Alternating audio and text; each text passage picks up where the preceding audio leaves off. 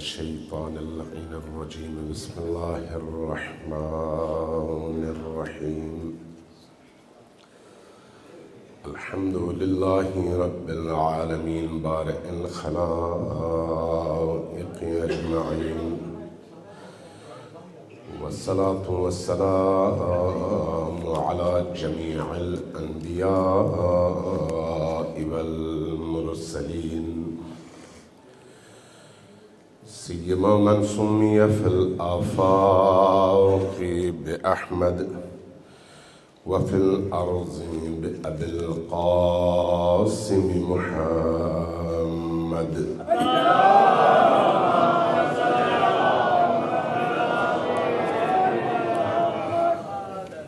والصلاة والسلام على أولاده الطيبين الطاهرين المعصومين الميامين،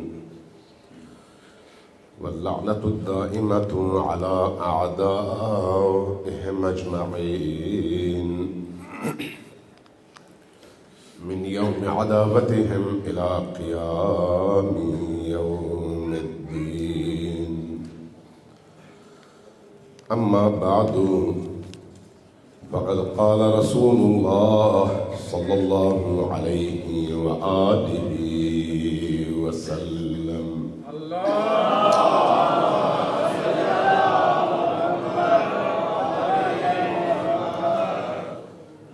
إن لقتل الحسين حرارة في قلوب المؤمنين لا تبرد أبدا. صلوات محمد.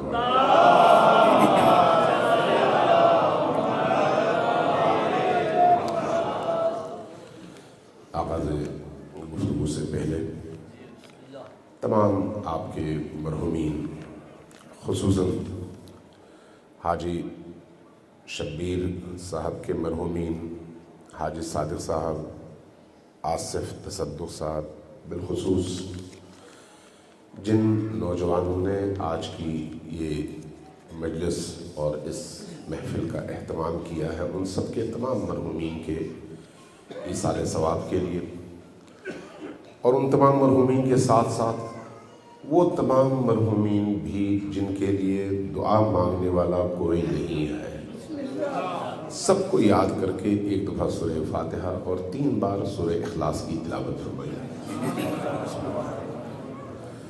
الحمدللہ رب العالمین الرحمن الرحیم ایاک نعبد و ایاک نستعین اهدنا الصراط المستقیم صراط الذین انعمت علیہم غیر المغضوب علیہم ولا الضالین۔ بسم اللہ الرحمن الرحیم۔ قل هو اللہ احد اللہ الصمد لم یلد ولم یولد ولم یکن له کفوا احد۔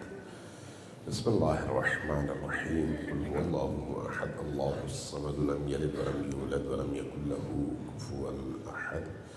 بسم اللہ الرحمن الرحیم۔ قل هو اللہ احد اللہ الصمد لم یلد ولم یولد ولم یکن له کفوا احد۔ صلوات بجیے پر محمد والے۔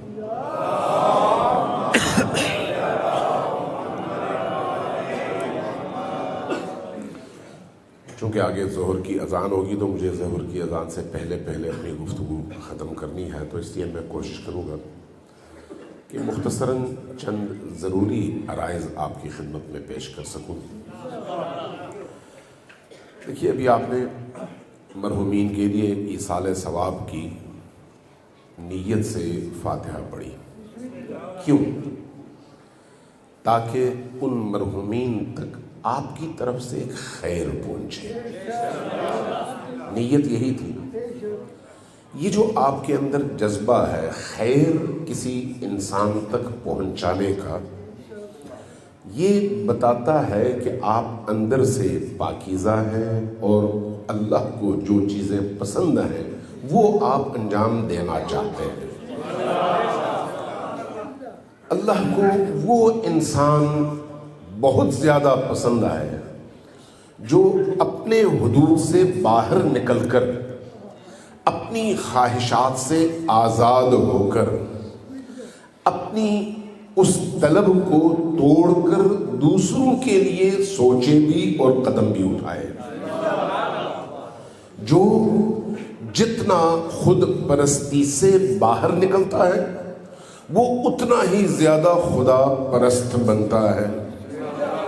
خدا پرست بننے کے لیے نمازیں پڑھنا ضروری نہیں ہے کہ کوئی شخص بہت زیادہ نمازیں پڑھے تو یہ سمجھا جائے کہ یہ بڑا خدا پرست ہے۔ بعض اوقات زیادہ نمازیں پڑھنا نشہ ہوتا ہے، عبودیت اور بندگی نہیں۔ بندگی یہ ہے کہ انسان وہ کرے جو اللہ کو سب سے زیادہ پسند ہے، ان میں پھر نماز بھی شامل ہے۔ لیکن اگر ایک شخص صبح سے شام تک نمازیں تو پڑھے لیکن اس کی نمازوں کا اثر اس کی زندگی پر نہ ہو اور عملی زندگی میں خلق خدا اس سے نالاں ہو تو اس کی ان نمازوں نے اس کو انسان نہیں بنایا، اس کی ان نمازوں نے اس کو اللہ کے قریب نہیں کیا بلکہ خود پرستی میں مبتلا کیا ہے۔ آج آپ جس ہستی کی یاد میں یہاں پر تشریف فرما ہے، مجھے دوستوں نے بتایا کہ سالانہ اجتماع ہے، کس کے نام پر؟ حسین ابن علی کے نام پر۔ ایسا ہی ہے، یہ جو حسین ابن علی ہیں جن کو اس دنیا سے شہید ہو کر گزرے ہوئے 1400 سال کے لگ بھگ گزر چکے ہیں، 1400 سال گزر گئے، لیکن ہر گزرنے والا دن حسین کی محبتوں میں اضافہ کرتا ہے، ہر گزرنے والا دن حسین کے عاشقوں کی تعداد میں اضافہ کرتا ہے، ہر گزرنے والا دن جن جن انسانوں کے اندر حسین کی معرفت پیدا ہوتی ہے انہیں خدا کے قریب تر کر دیتا ہے۔ وجہ کیا ہے؟ وجہ یہ ہے کہ حسین اس سمندر کا نام ہے جس کی ایک ہی آرزو ہے کہ خلق خدا کو خدا سے ملایا جائے، جس کی سب سے بڑی خواہش یہ ہے کہ رب کے حکم کو انسانوں پر نافذ کیا جائے، جس کی جد و جہد کا سب سے بڑا ہدف یہ ہے کہ اس عالم میں سے ظلم اور طغیان کا خاتمہ ہو اور انسان شرافت انسانی کے ساتھ عبودیت اور بندگی کے ذریعے سے اس مقام تک پہنچے جس مقام کے لیے اس انسان کو اللہ نے پیدا فرمایا ہے۔ اس لیے امام حسین کی زندگی دیکھیں آپ، یا پھر باقی تمام ماضی کے انبیاء اور نبی کے بعد کے اولیاء کی زندگی، آپ کو جو چیز بڑی نمایاں نظر آتی ہے وہ یہ ہے کہ ہر ایک کی خواہش یہ رہی اور جد و جہد یہ رہی کہ بھاگے ہوئے انسان کا ہاتھ پکڑ لے، واپس لا کر اللہ سے جوڑ دیں، اس بھگوڑے انسان کا ہاتھ پکڑ کر اللہ کے ہاتھ میں دے دیں۔ کیوں؟ اس لیے کہ اللہ کے ہاتھ میں ہاتھ آ جائے تو انسان نجات پا جاتا ہے۔ تو حسین ابن علی کا مقصد کیا ہے؟ انسان کو نجات دلانا۔ جو انسان حسین سے محبت کرتا ہے وہ انسان سے بھی محبت کرتا ہے۔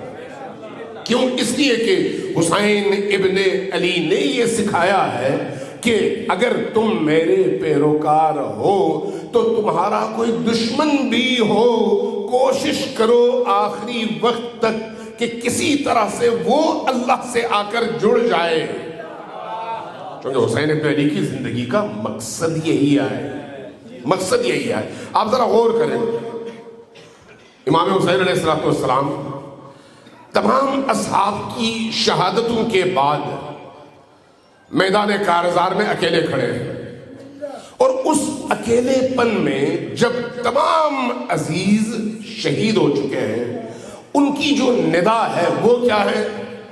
اے یزید کے لشکر والو، اب بھی آؤ توبہ کرو تاکہ اللہ سے جڑ سکو۔ آپ کو اندازہ ہے کہ یہ جملہ ادا کرنے کے لیے کتنی بڑی روح درکار ہے؟ کتنا بڑا انسان ہونا چاہیے انسان کو؟ معمولی سوچ نہیں ہے آپ ایک جملہ سن کر گزر جائیں، نہیں، ایسا نہیں ہے۔ اس جملے پر ٹھہر کر ذرا سوچیں، اگر کوئی آپ کی نگاہوں کے سامنے آپ کے بچے کو ایک تھپڑ مار دے نا تو آپ مرتے دم تک اس کے اس تھپڑ کو یاد رکھتے ہیں اور آپ کے دل میں اس کے لیے کینہ زندہ رہتا ہے، چاہے جتنے بھی آپ بڑے انسان ہو۔ آپ بھولتے نہیں ہیں کہ اس نے آپ کے فرزند دلبند کے چہرے پر تھپڑ مارا تھا۔ کیوں؟ اس لیے کہ ہم عام انسان ہیں، لیکن حسین ابن علی کی بزرگی آپ دیکھیے، سوچ کی بڑائی دیکھیے، روح کی عظمت دیکھیے کہ 72 کم از کم شہداء کی تعداد ہے کربلا میں، کم از کم، زیادہ میں بڑی تعداد لکھی گئی ہے، لیکن اگر ہم 71 شہداء کے نام لیں اور ان تمام شہداء کی لاشیں سامنے پڑی ہوں اور قاتل سامنے کھڑے ہوں تو وہاں پر بھی حسین ابن علی جو عمل انجام دیتے ہیں وہ بڑا عجیب و غریب ہے۔ دو چیزیں میں بیان کر کے گفتگو آگے بڑھاتا ہوں۔ ایک تو یہ کہ اس موقع پر بھی حسین ابن علی چاہتے یہ ہے کہ کسی طرح سے یہ لوگ جو گمراہ ہو چکے ہیں اور اللہ سے دور جا چکے ہیں کسی طرح سے یہ واپس آئے اور اللہ کی بارگاہ میں توبہ کر لیں، یعنی ان کی ہدایت اور ان کی نجات حسین ابن علی کی زندگی کا اہم ترین ہدف ہے۔ اور دوسری چیز وہ بھی بڑی عجیب ہے، بعض روایات میں ہے کہ حسین ابن علی جب لشکر کے پہلے صف پر حملہ آور ہوتے تو بعض لوگوں کو تلواروں کے دستے سے یوں مارتے، ایک طرف کر دیتے اور ان کا سر جدا نہ کرتے، اور بعض لوگوں کا سر جدا کر دیتے۔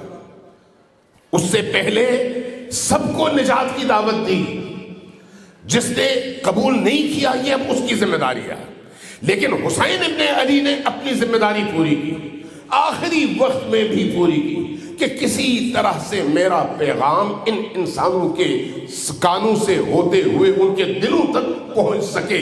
لیکن جب کوئی مانا نہیں تو اب حجت ادا ہو گئی، تلوار نیام سے نکلی اور جب حملہ آور ہوئے تو اب بھی ہر ایک کا سر تن سے جدا نہیں کرتے۔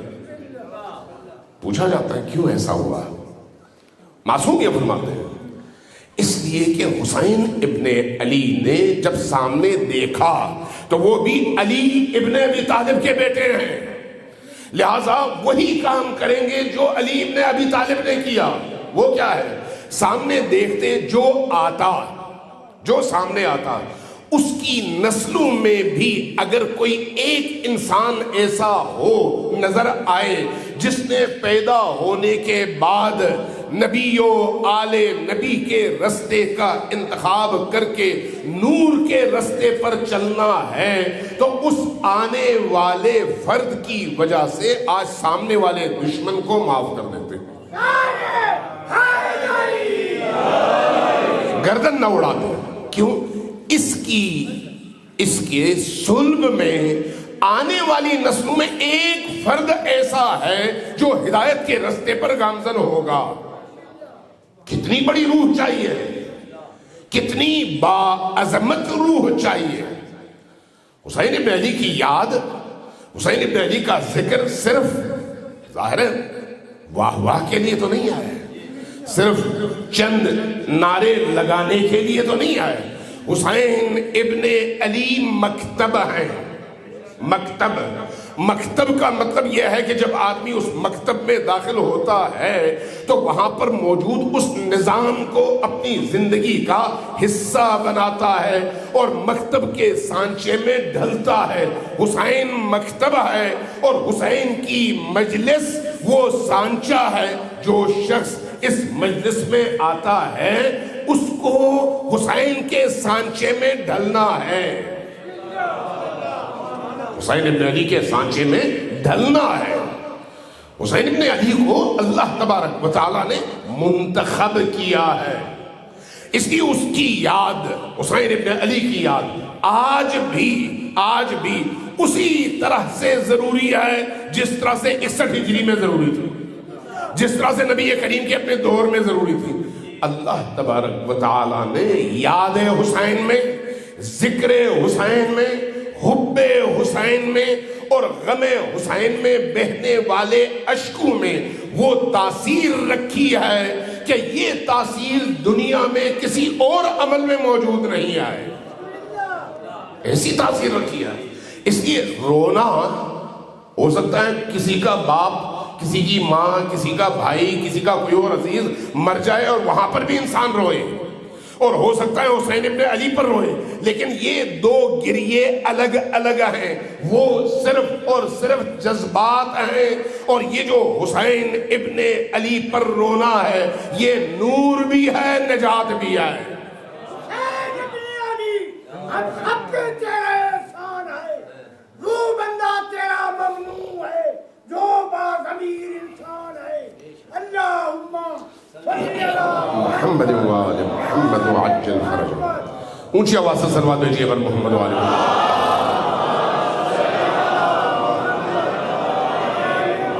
اللہ تبارک و تعالیٰ نے ذکر حسین میں وہ چاشنی رکھی ہے، اس لیے جب آپ روایات میں، معصومین کی روایات میں، اہل البیت کی روایات میں پڑھتے ہیں کہ حسین ابن علی نے فرمایا انا قتیل العبرہ، میں کشتے اشک ہوں۔ کیا مطلب ہے اس کا؟ اس کا مطلب یہ ہے کہ مجھ پر آنسو بہاؤ۔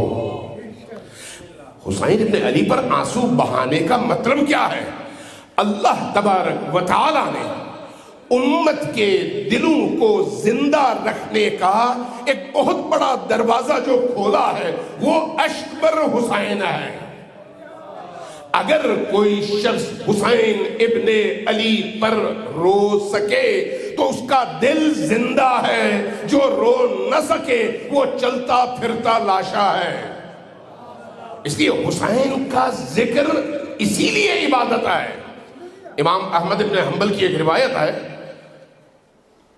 یہ جو صحابہ کرام کے حوالے سے فضائل صحابہ لکھی تو اس میں حسین ابن علی کے باب میں انہوں نے یہ روایت لکھی ہے کہ حسین وہ ہیں جن پر اگر ایک مسلمان کی آنکھ میں سے ایک نمی نکلے، آنسوں کی نمی، اور وہ حسین کے غم میں اپنی آنکھوں کو صرف نمناک کر سکے تو اس کی نجات کے لیے یہ نمی کافی ہے۔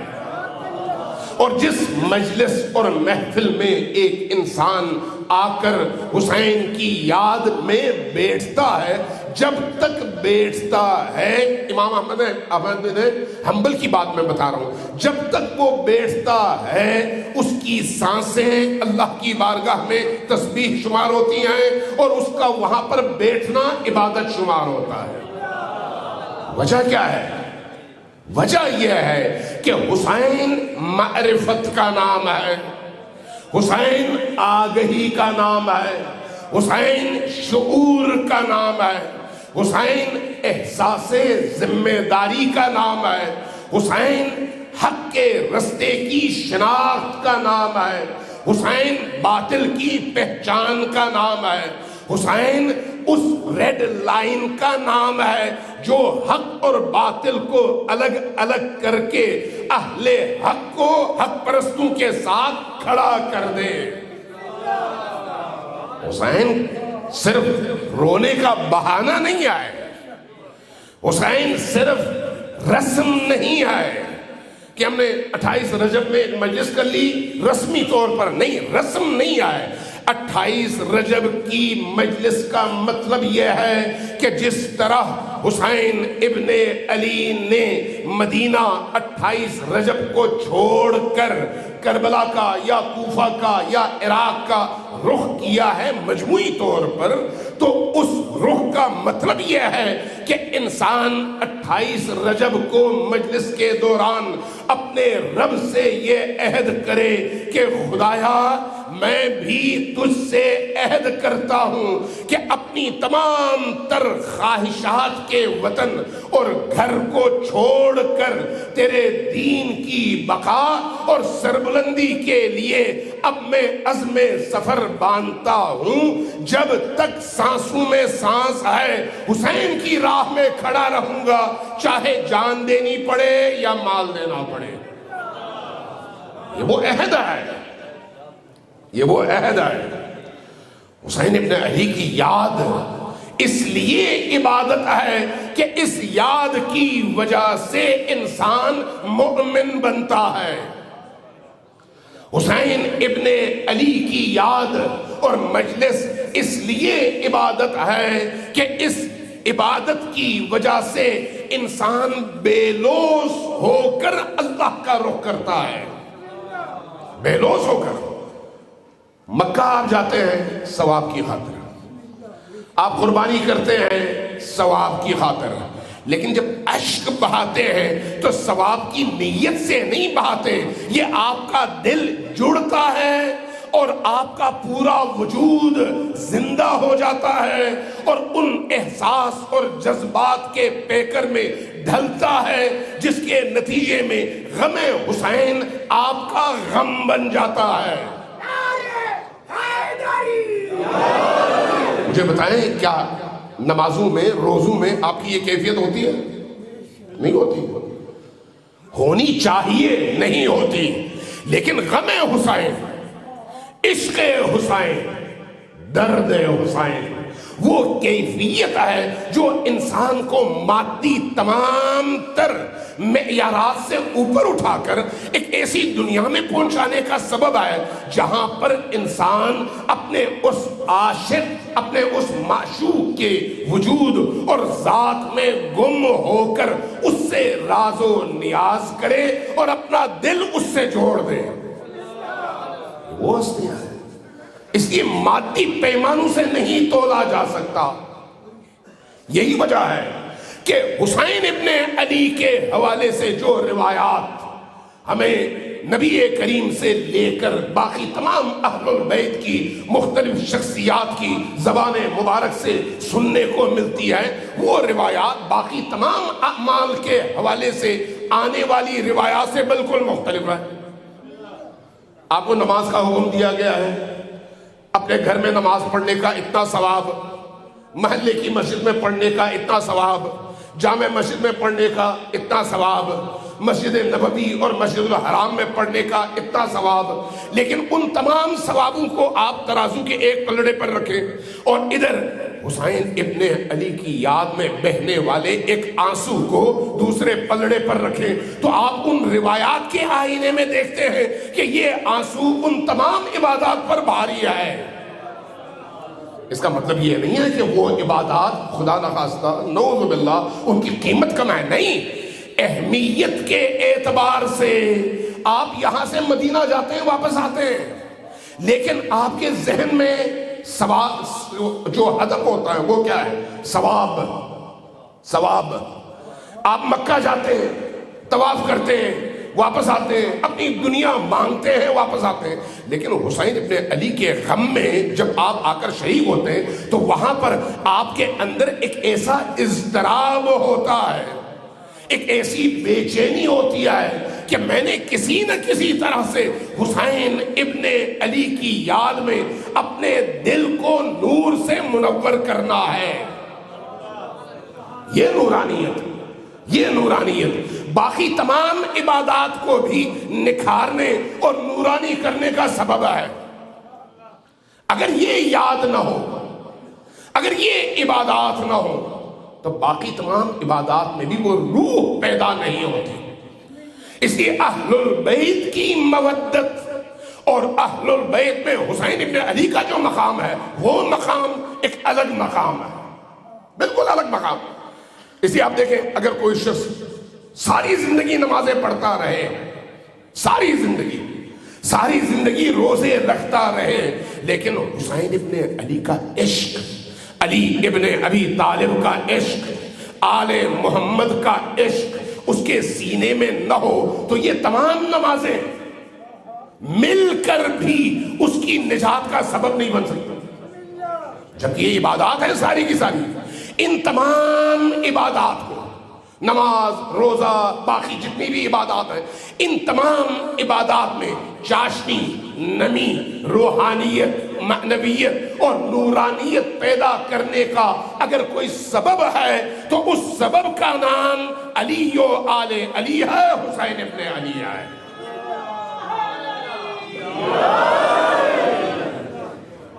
اس کی بھی وجہ ہے اس لیے کہ حسین ابن علی علیہ السلام یا علیہم السلام نے جو قربانی دیا نا، اس قربانی کے نتیجے میں اللہ تبارک و تعالی نے حقیقی دین کی روح کے احیاء کا رستہ کھول دیا اسی شہادت کے رستے میں، انہی شہادتوں کے رستے میں. اگر یہ نہ ہوتے، کربلا کا واقعہ نہ ہوتا، تو اسلام اس طرح سے اپنی حقیقی شکل میں زندہ کبھی بھی نہ ہوتا.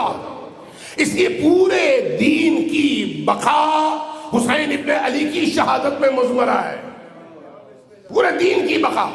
چونکہ دین کی بقا مضمرہ ہے شہادت حسین میں، اس لیے یاد حسین تمام دین ہے، عشق حسین تمام دین ہے، حب حسین تمام دین ہے.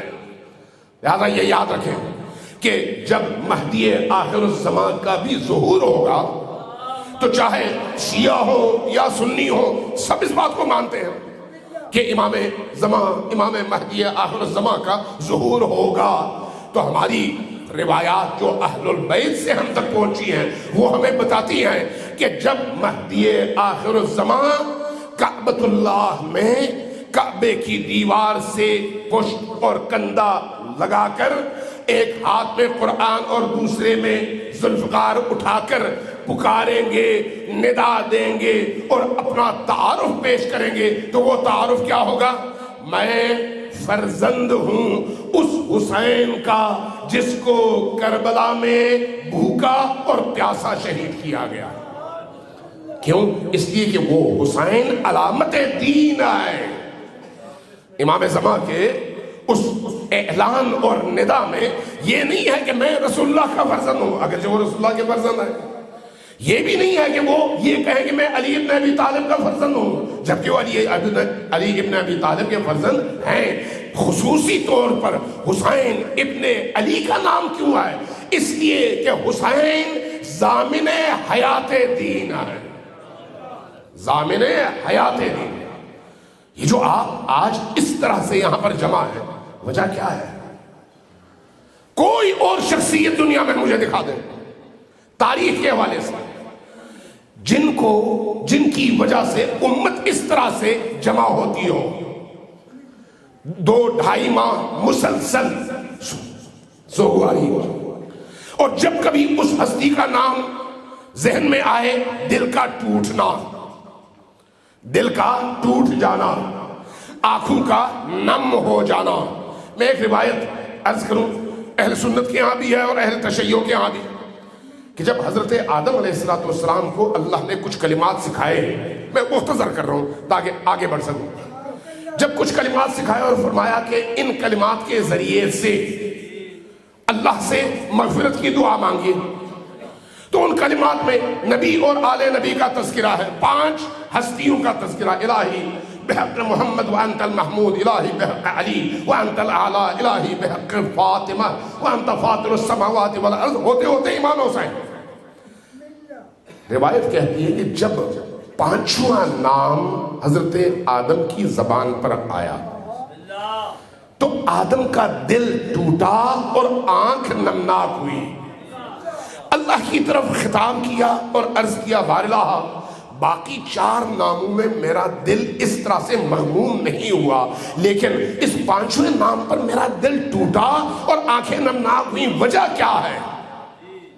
روایت میں یہ بتاتی ہے کہ وہاں پر فرشتے نے اللہ کی طرف سے پیغام پہنچایا کہ یہ پانچواں نام وہ ہے جو میرے آخری رسول کا بیٹا ہے، اور اس نے اس طرح سے جام شہادت نوش کرنی ہے کہ مظلوم عالم ٹھہرے، لہذا اس مظلوم کا نام آتے ہی اہل ایمان کا دل لرز جاتا ہے اور نرم ہو جاتا ہے۔ یہ کب کی بات ہے؟ جب ابھی حضرت امام حسین پیدا بھی نہیں ہوئے۔ روایات بہت ہیں تشیع کے ہاں بھی اور اہل سنت کے ہاں بھی۔ اس لیے آپ دیکھیے کہ امام حسین علیہ السلام کہ یہ جو مجلس ہے، یہ مجلس خاص فلسفہ اور حکمت اندر رکھتی ہے، اپنے ایک خاص حکمت ہے اس کے اندر۔ ابھی آپ یہ نہ سمجھیں کہ آپ کو ہمارے ان نوجوانوں نے اشتہار لگا کے بلایا تو آپ آئے، یہ نہیں آئے، یہ نہیں ہے۔ اس کے پیچھے ایک حکمت ہے، اس کے پیچھے ایک فلسفہ ہے۔ وہ فلسفہ اور حکمت وہ ہے جس کو بیان کرنے کی ضرورت ہے اور دل و دماغ میں بٹھانے کی ضرورت ہے۔ ایک دفعہ صلوات بھیجیے بر محمد و آل محمد۔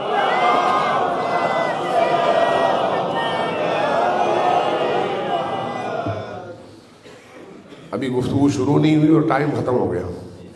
ایک دفعہ پھر صلوات بھیجیے بر محمد و آل محمد۔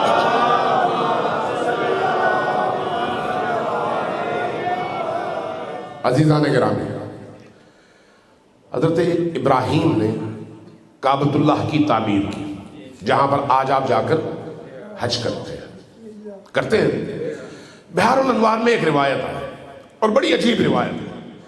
جب حضرت آدم علیہ السلام نے کعبے کی تعمیر کر لی، کعبے کی عمارت مکمل ہوئی، تو حضرت آدم کو اللہ تبارک و تعالیٰ نے حکم دیا۔ حکم کیوں دیا؟ حضرت ابراہیم سوچتے رہے کہ اب یہ گھر کی تعمیر تو ہو گئی ہے، اب آگے کیا ہوگا؟ اللہ کی طرف سے حکم ہوا کہ اے ابراہیم اٹھیے اور کعبۃ اللہ کے سامنے آ کر آواز دیجئے، خلائق کو، مخلوقات کو بلائیے کہ لوگ آئیں کعبۃ اللہ کے ارد گرد طواف کریں۔ حضرت ابراہیم نے فرشتے کی اس ندا کے جواب میں عرض کیا کہ بار الہ، تیرا حکم سر آنکھوں پر، لیکن میرے ارد گرد میرے بیوی اور بچوں کے علاوہ تو کوئی نہیں آئے، پہاڑیاں ہیں، کوئی فرد بشر موجود نہیں آئے۔ جب کوئی فرد بشر موجود نہیں آئے تو میرے ندا دینے کا نتیجہ کیا ہے؟ کون جواب دے گا؟ آپ جواب سنیے۔ فرشتے نے اللہ کی طرف سے پیغام پہنچایا کہ ابراہیم علیہ بالاذان، تمہارا کام ہے ندا دینا، تمہارا کام ہے بلانا، وعلی الابلاغ، میرا کام ہے پہنچانا۔ پہنچانا تمہارا کام نہیں ہے، تمہارا کام ہے ندا دینا۔ تم ندا دو، پہنچانے کی ذمہ داری میری ہے۔ اب امام جعفر صادق علیہ السلام کی روایت ہے،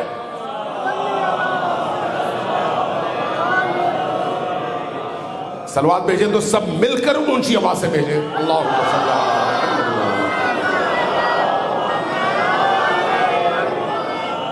فرمایا کہ عالم الست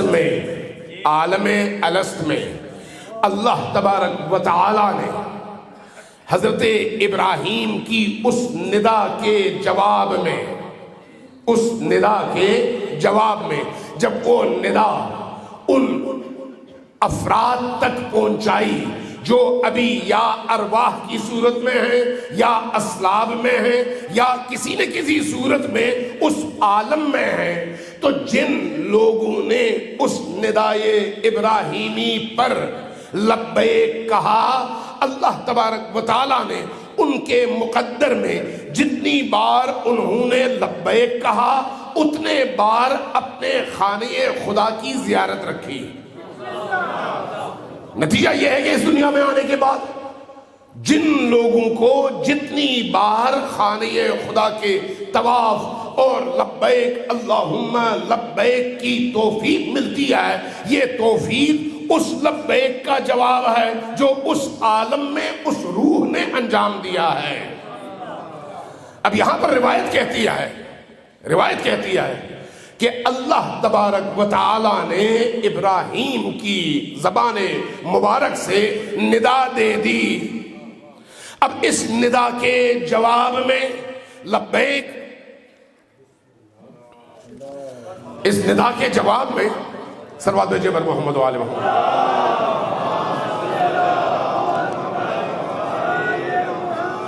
اس ندا کے جواب میں حسین ابن علی علیہ السلام وہ ہستی ہیں کہ جن کی اس قربانی کے نتیجے میں اس کربلا کو اللہ نے اس ندا سے جوڑ دیا ہے اور کربلا کو تا قیام قیامت آنے والی نسلوں کے دل و دماغ میں زندہ رکھا ہے. اور اب مرحلہ ہے اس ندا کے جواب دینے کا. وہ کیا ہے؟ وہ یہ ہے کہ جب آپ خود کربلا میں دیکھیے، کربلا میں امام حسین علیہ السلام نے بھی ایک ندا دیا ہے.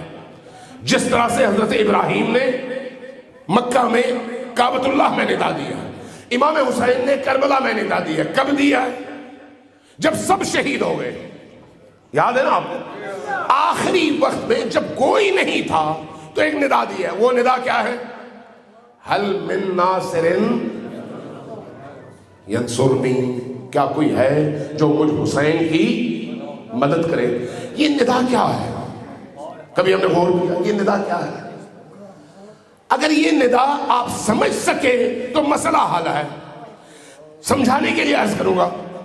دیکھیے ایک رات پہلے، یعنی 9 اور 10 کی رات، درمیانی رات، امام حسین علیہ السلام کی بارگاہ میں سارے اصحاب موجود تھے. میں مختصر کرتا ہوں. وہاں پر چراغ بجھا کر کہتے ہیں سب چلے جاؤ، میں اپنی بیعت تم سے اٹھا لیتا ہوں، تمہیں میں اجازت دے رہا ہوں، جاؤ. کیونکہ لشکر یزید کو مجھ سے کام ہے، تم سے کام نہیں آئے. اور قیامت کے دن بھی میں ضمانت دیتا ہوں کہ تمہاری میں شفاعت کروں گا اور تمہاری نجات ہو جائے گی. تم سے اللہ یہ نہیں پوچھے گا کہ تم حسین کو چھوڑ کر کیوں چلے گئے، میں خود کہہ رہا ہوں جاؤ. وہاں پر جب ابھی معرکہ شروع نہیں ہوا، حسین ابن علی اپنے سارے ساتھیوں کو جانے کی اجازت دیتے ہیں کہ جاؤ. صبح جب معرکہ شروع ہوتا ہے اس موقع پر ندا دے سکتے تھے کہ لوگوں آؤ ہماری مدد کرو، ندا نہیں دی. ایک ایک کر کے یہ سارے اصحاب اور اہل بیت کے جوان شہید ہوئے. شام ہوئی، اکیلے رہ گئے. جب اکیلے رہ گئے تو اب کیا امام حسین کو مدد کی ضرورت تھی؟ اگر امام حسین کو مدد کی ضرورت ہوتی تو تب ہوتی جب سب زندہ تھے.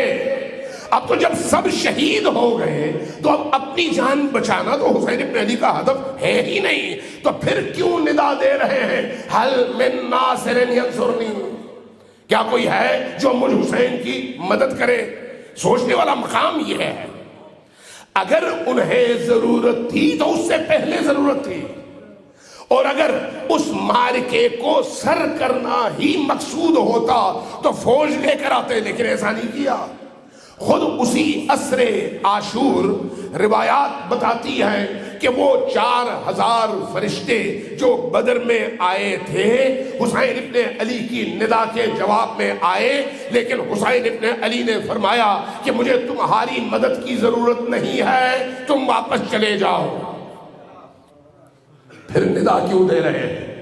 یہ ندا کربلا کے اس اثر کے اس دائرے اور میدان میں محدود نہیں ہے. یہ ندا ہے تا قیام قیامت کہ اس دنیا میں اس کے بعد جب کبھی کوئی یزید یا کوئی یزیدی قوت سر اٹھائے تو وہاں پر ضرورت پڑے گی میری اس ندا کی. جو جو میرا ہوگا وہ مجھے آواز دے گا، میری اس ندا کے مقابلے میں لبیک کہے گا اور یزیدیت کے مقابلے میں کھڑا ہو جائے گا. لہذا حسین ابن علی کی کربلا میں ندا ایک ایسی ندا ہے جو جاوداں ہے، آفاقی ہے، محدود نہیں ہے، تا قیام قیامت ہے. جب تک روئے زمین پر نسل انسانی میں اہل ایمان میں حسین کے چاہنے والے موجود ہوں، اس وقت تک یہ ندا ہے، اور جہاں جہاں یزیدیت سر اٹھائے وہاں پر جو بھی اس یزیدیت کے مقابلے میں لبیک کہے گا وہ اٹھے گا، یزید سے برسرے پیکار ہو جائے گا اور لشکر حسین میں شامل ہو جائے گا۔ تو یہ جو آپ کا اجتماع ہے، یہ جو آپ کا اجتماع ہے، اسی ندا کا جواب ہے کہ مولا حسین آج 1400 سال بعد بھی چکوال کے اس دور افتادہ علاقے میں بھی اگر مجھے ضرورت پڑے اور یزیدان اثر سر اٹھائے تو ان کے مقابلے میں اپنی جان کی پرواہ نہ کروں، مال کی پرواہ نہ کروں، گھر کی پرواہ نہ کروں، اٹھوں، سر ہتھیلی پر رکھ کر میدان میں کھڑا ہو جاؤں اور حق کا ساتھ دوں اور باطل سے نبرد آزما ہونے کے لیے پورے وجود کے ساتھ میدان میں اتر جاؤں۔ یہ میرا اعلان ہے اور آپ کی اس ندا پر لبیک ہے۔ اس لیے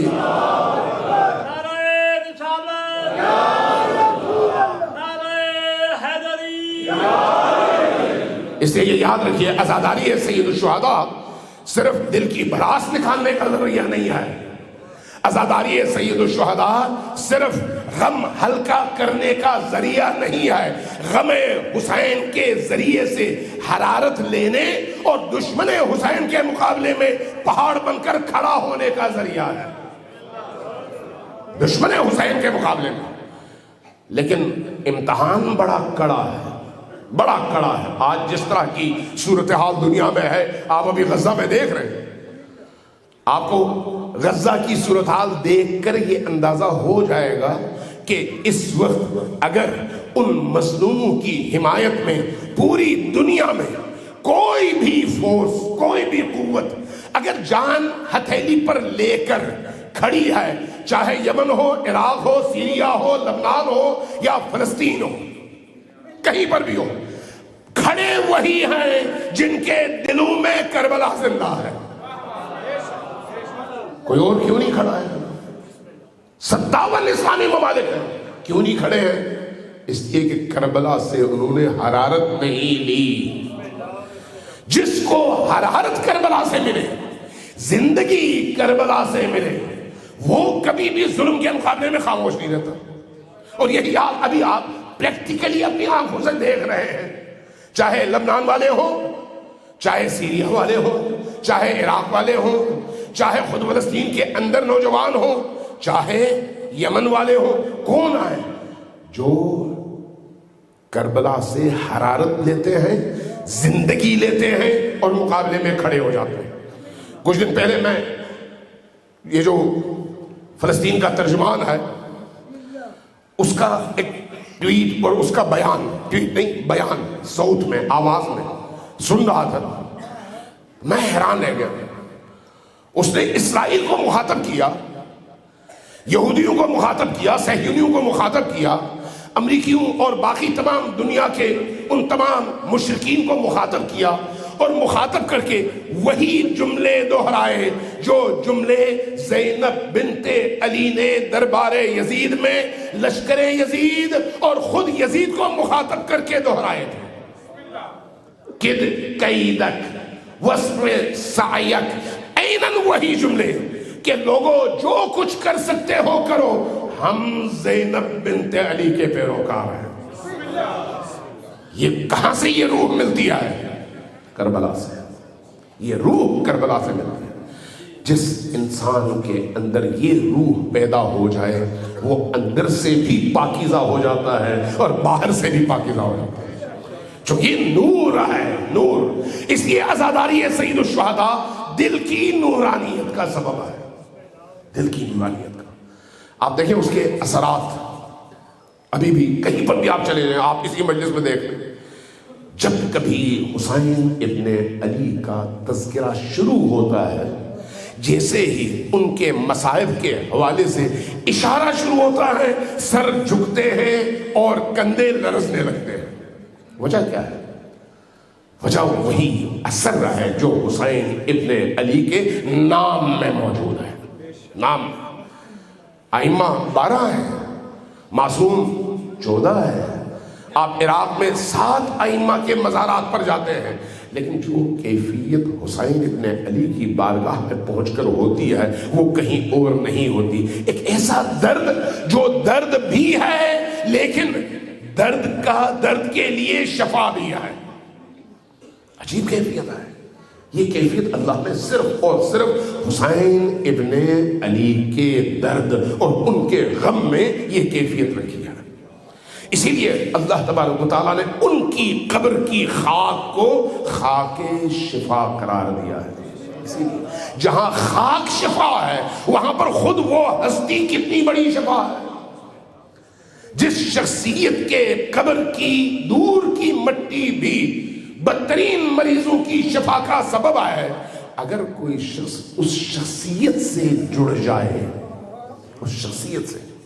میں نے بعض بزرگوں کو دیکھا اور واقعا مجھے حیرت بھی ہوئی اور معنوی حوالے سے بھی میں نے بڑا فیض پایا یہ دیکھ کر کہ حرم کے قبر اطہر کے ارد گرد جو جالی ہے زریح کی، اس زریح کی جالی کو اپنے لب اور اپنی زبان پھیر کر روزے کے افطار کے موقع پر افطار اس سے کرتے تھے.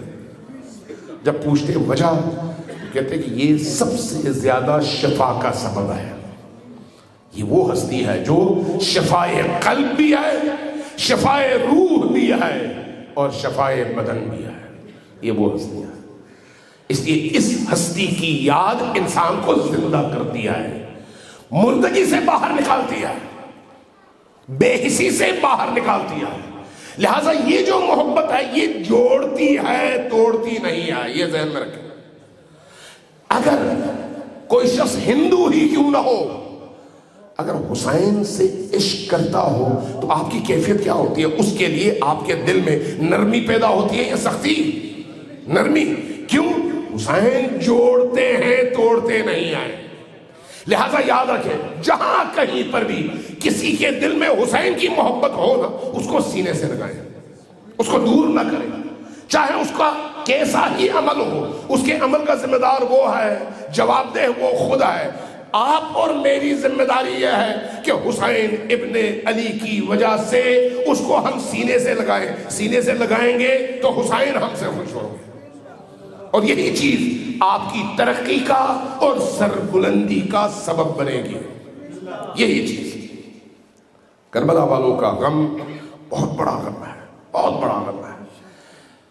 امام حسین علیہ السلام رحمت خدا کا مظہر ہے. رحمت خدا کا، یہ جو رحمت خدا کا مظہر ہے نا، اگر اس کائنات میں آپ اس رحمت کو مجسم شکل میں دیکھنا چاہیں تو کربلا میں حسین ابن علی کی صورت میں دیکھیں. حسین ابن علی کی صورت میں امام حسین کو اپنے ان 2 بچوں سے، علی اصغر سے اور حضرت سکینہ سے بہت زیادہ محبت ہے، بہت زیادہ محبت ہے.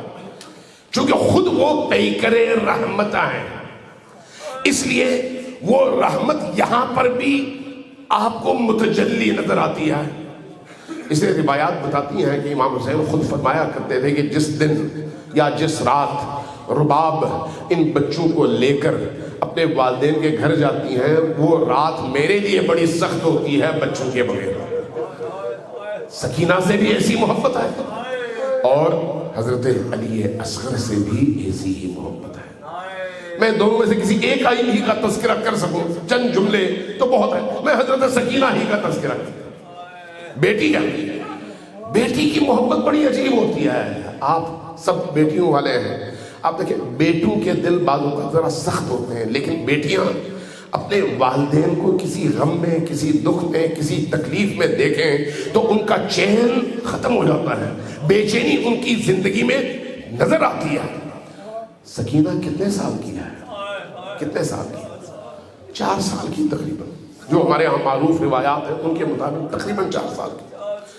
کربلا کے حوالے سے بڑی عجیب روایت حمید ابن مسلم نے نقل کیا ہے.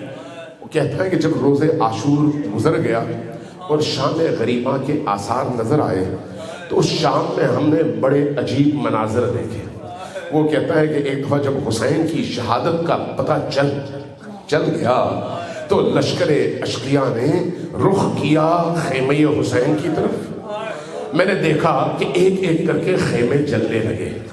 جب خیمے جلنے لگے تو میں نے دیکھا کہ خیمے سے چھوٹے چھوٹے بچے واہ حسینہ کی ندائیں بلند کرتے ہوئے نکلے, روتے چلے جاتے تھے اور کربلا کی اس تاریکی میں آنکھوں سے اوجھل ہوتے چلے جاتے تھے. میں نے دیکھا کہ ایک بڑا سا خیمہ ہے لیکن اس میں سے ایک اونچے قد کی خاتون باہر نکلتی ہیں, پھر اندر جاتی ہیں, پھر باہر نکلتی ہیں, پھر اندر جاتی ہیں. میں نے پوچھا یہ خاتون بھاگتی کیوں نہیں ہے؟ جواب ملا تمہیں نہیں معلوم یہ خاتون کون ہے؟ میں نے پوچھا کون ہے؟ کہا علی کی بیٹی زینب ہے. میں نے پوچھا بھاگتی کیوں نہیں ہے؟ کہا حسین کا چہیتا بیٹا زین العابدین خیمے میں غشی کی کیفیت میں ہے, چھوڑ کر جا نہیں سکتی اور اٹھا کر باہر لا نہیں سکتی, اس لیے کبھی اندر جاتی ہیں کبھی باہر آتی ہیں اور مضطرب ہیں. جب میں نے یہ سنا تو میں بڑا مضطرب ہوا. حمید ابن مسلم کہتا ہے میں نے اچانک دیکھا کہ کچھ خواتین نے حضرت زینب کا ساتھ دیا اور زین العابدین کو باہر نکالا. جیسے ہی باہر نکالا وہ خیمہ بھی جل اٹھا. جب میں خیموں کو اس طرح سے جلتے ہوئے دیکھ رہا تھا تو میرے کان آوازوں پر لگے ہوئے تھے. میں نے اچانک ایک بچی کے رونے کی آواز سنی. میں نے کیا دیکھا؟ میں نے دیکھا ایک چھوٹی سی بچی ہے, 3 سے 4 سال اس کی عمر ہے, اس کے دامن پر آگ لگی ہوئی ہے اور بچی رو رہی ہے. اس آگ کو بجھانے والا کوئی نہیں ہے. میں نے جب یہ رونے کی آواز سنی, بچے کی مظلومیت دیکھی, میں بھاگا.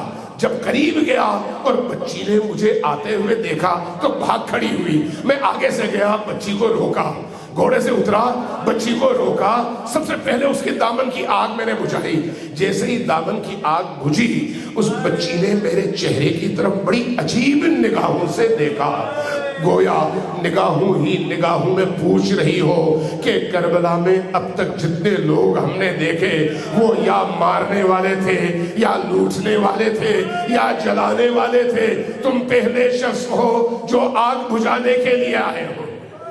کہتا ہے میں نے اس بچی کو دیکھا, میں نے دیکھا اس کے رخسار سیاہ ہو چکے ہیں, میں نے دیکھا اس کے کان کی لو پھٹی ہوئی ہے اور خون رس رہا ہے, میں نے دیکھا اس کا سر اور بدن زخمی ہے. میں نے پوچھا بیٹی یہ تمہارے کندھوں اور سر کو کیا ہوا زخمی ہے؟ کہا ان ظالموں نے اپنے نیزے استعمال کیے, نیزے کی انیوں سے جب ہماری چادریں اور مکنئے چھیننا چاہے تو ہمارا بدن زخمی ہو گیا. میں نے پوچھا بیٹی یہ تمہارے رخسار کیوں سیاہ ہے؟ کہا کہ جب میں نے اپنے آپ کو بچانا چاہا تو ظالموں نے اتنے تماچے مارے کہ رخسار سیاہ ہو گئے. میں نے پوچھا بیٹی تمہارے کان کی لو پھٹی ہوئی ہے, خون رس رہا ہے, یہ کیوں ہوا؟